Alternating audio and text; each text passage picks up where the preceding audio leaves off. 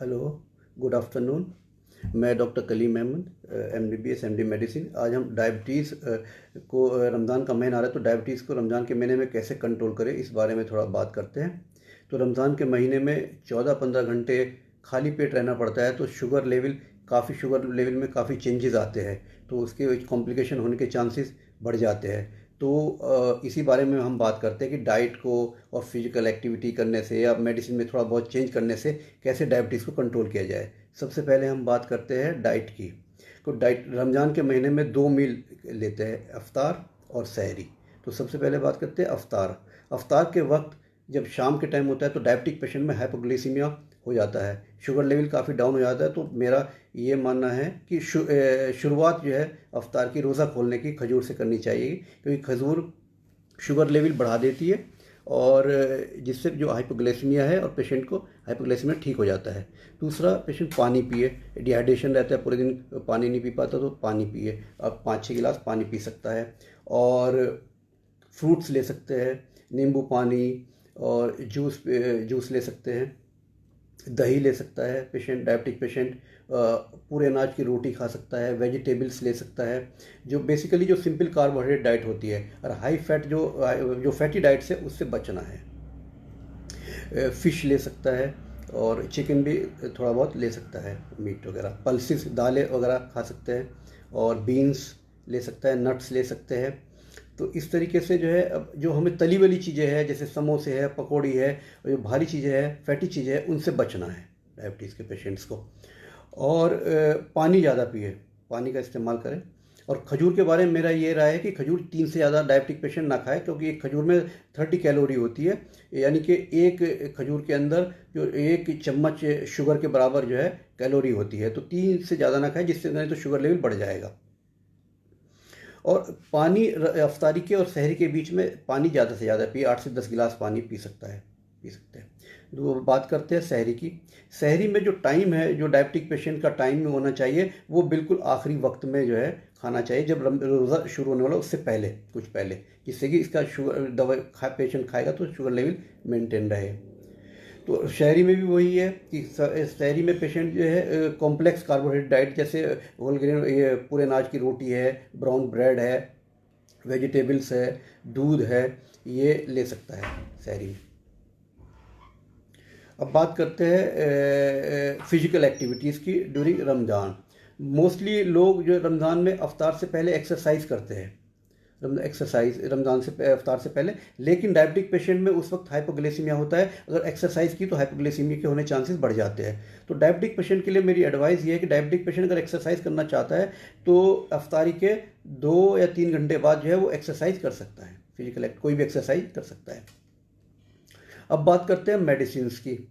Medicine diabetic कोई भी patient जो है, 3 तरीके की डायबिटीज़ का पेशेंट जो है 3 तरह की मेडिसिन लेता है। या तो वो खाने वाली दवाई ले रहा है, ओरल हाइपोग्लाइसेमिक एजेंट्स कहते हैं, या ओरल हाइपोग्लाइसेमिक एजेंट के साथ साथ वो इंसुलिन भी ले रहा है, या तीसरा बात है कि इंसुलिन ले रहा है। तो सबसे पहले हम बात करते हैं OHA की, यानी कि ओरल हाइपोग्लाइसेमिक एजेंट्स की, कि OHA जो है कौन से मतलब दवाई, खाने वाली दवाई लेनी चाहिए। तो रमज़ान के महीने में ख़ास तौर से पेशेंट को, वो डायबिटीज़ पेशेंट को वो दवाई लेनी चाहिए जिनसे कि हाइपोग्लाइसीमिया के चांसेस कम हो। तो इसमें मेनली जो DPP-4 इनहिबिटर्स है, जैसे वीडाग्लिप्टिन है, सीटाग्लिप्टिन है, लीनाग्लिप्टिन से, उनसे हाइपोग्लाइसीमिया के चांसेस कम होते हैं। तो ये डायबिटीज़ पेशेंट को DPP-4 इनहिबिटर्स जो है रमज़ान के महीने में लेना चाहिए, इससे हाइपोग्लाइसीमिया कम होता है। तो उसी हिसाब से डोज सेट करनी है। दवाई जो है अफ्तार के वक्त ज़्यादा डोज में लेनी है और सहरी के वक्त कम डोज में लेनी है, क्योंकि सहरी में आपने ली, पूरे दिन भूखे रहेंगे तो हाइपोग्लाइसीमिया हो सकता है। अब बात करते हैं इसमें जो डोज नॉर्मली पेशेंट्स लेता है उसमें 30% डोज तक रमज़ान में कम करनी पड़ती है, 30% कम कर सकते हैं। अब बात करते हैं हम, अगर कोई पेशेंट्स ओरल हाइपोग्लाइसेमिक एजेंट के साथ साथ इंसुलिन भी ले रहा है तो हम इसमें पहले तो इंसुलिन बंद करके देखते हैं कि इंसुलिन पेशेंट की स्टॉप कर देते हैं कि इंसुलिन की जरूरत नहीं। तो हम जो दवाई है, खाने वाली दवाई, उन्हीं को सेट करते हैं, ओरल हाइपोग्लाइसेमिक एजेंट्स को ही डोज एडजस्ट करते हैं जिस हिसाब से कि शुगर कंट्रोल रहे। अगर शुगर ओरल हाइपोग्लाइसेमिक एजेंट से कंट्रोल नहीं हो रही है तो साथ में फिर लॉन्ग एक्टिंग इंसुलिन भी एक टाइम ले सकते हैं, एक टाइम इंसुलिन जो है ले सकते हैं। रात के वो भी इंसुलिन जो है हम शाम को अफ्तार के वक्त ही लें, सहरी के वक्त इंसुलिन ना लें, नहीं तो हाइपोग्लाइसीमिया हो सकता है। अब बात करते हैं जो पेशेंट इंसुलिन ले रहते हैं। जो पेशेंट इंसुलिन लेते हैं तो उसमें इसी हिसाब से हमें डोज देखनी है पेशेंट की। ज़्यादा डोज हमें देनी है अफ्तार के वक्त और सहरी के वक्त कम डोज देनी है। उस हिसाब से इनकी डोज एडजस्टमेंट करना है और लॉन्ग एक्टिंग इंसुलिन ज़्यादा यूज़ करें तो ज़्यादा फ़ायदेमंद रहेगा। तो यही बात है। और इसके बाद मैं बता दूं डायबिटीज़ के कौन से पेशेंट्स ऐसे हैं जिन्हें रोज़ा नहीं रखना चाहिए। डायबिटीज़ के कुछ पेशेंट ऐसे होते हैं जिन्हें रोज़ा नहीं रखना चाहिए। नंबर 1 तो जो डायबिटीज़ टाइप 1 के पेशेंट्स होते हैं जिन्हें इंसुलिन के बगैर जो है शुगर कंट्रोल नहीं होती, तो उन पेशेंट को रोज़ा नहीं रखना चाहिए, उन्हें बहुत दिक्कत हो जाती है, हाइपोग्लाइसीमिया के चांसेस बढ़ जाते हैं। दूसरी बात, जो जिन पेशेंट्स में अनस्टेबल या फ्रेजाइल डायबिटीज़ होती है, इनके शुगर में फ्लक्चुएशन बहुत ज़्यादा होता है, शुगर लेवल में sugar level changes during day time, जो ड्यूरिंग 24 आवर में जो है शुगर लेवल काफ़ी चेंजेस होते हैं, तो उन पेशेंट को नहीं रखना चाहिए। तीसरा, जिन पेशेंट में डायबिटीज़ के कॉम्प्लिकेशंस होता है, डायबिटीज़ के जो पेशेंट्स होते हैं, नेफ्रोपैथी हो, किसी पेशेंट को किडनी ख़राब हो, हार्ट पेशेंट हो या आंखें ख़राब हो, जो भी कॉम्प्लिकेटेड डायबिटीज़ के पेशेंट्स हैं उनको रोज़े नहीं रखने चाहिए।